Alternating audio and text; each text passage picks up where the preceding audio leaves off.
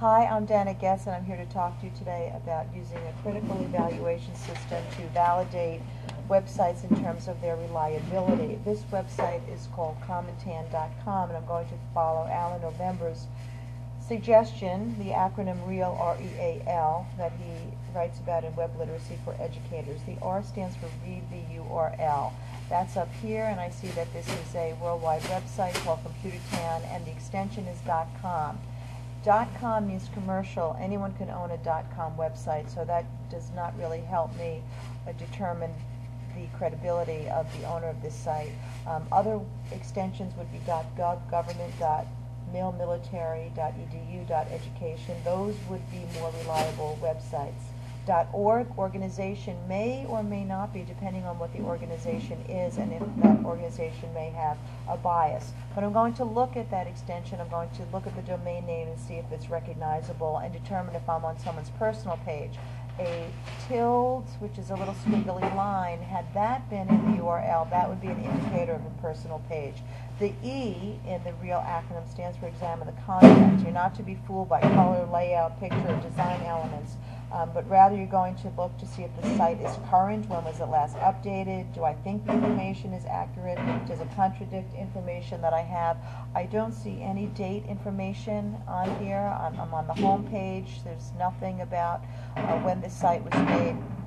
When I read through some of these links, for example, the technology, I learned that I'm a little unsure about this. It tells me that an LCT monitor uses a backlight to illuminate the screen, and that these electrical impulses excite atoms at certain frequencies, and therefore different wavelengths of light, such as ultraviolet lights, are emitted, which could help my skin, according to my skin profile, help give me a tan. Now, that really does not seem to make sense, so I might be a little suspect of this site.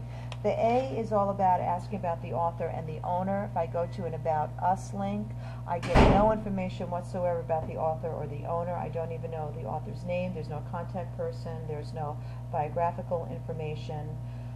And the last thing is to look at the links. There's some more links down here about tanning tips, about products. So again, I'm thinking this is more of a sales or an advertisement, free session, getting products. I see the credit cards over here, so it seems to me as if it's an unreliable website. Furthermore, when I download this application, what happens is this screen appears on my monitor and it becomes supposedly a tanning booth. So I declare this site as unreliable. For my personal reflection, I want to start off by saying that I feel driven to talk to my students about examining websites. I never realized how much information is untrue, and the fact that Wikipedia actually includes a disclaimer as to the reliability of the information is just mind-boggling. Now I understand why students are discouraged from using a site like that. So as a teacher, I have a strong responsibility to talk to my students and instruct my students not only about reliability but also about ethical use of websites and how to be a digital learner and how to practice safe and ethical practices when on the internet. I know that my district does have an acceptable use policy, and every student is required to sign that as well as have a parent sign it. And we do have filters at our school to help increase safety online for students. But beyond that, when a child sits down at a computer, they're exposing themselves to all sorts of information, and they must learn how to make decisions, how to be good decision makers, how to decide when to accept information, and when to just click off a website or even unplug a computer.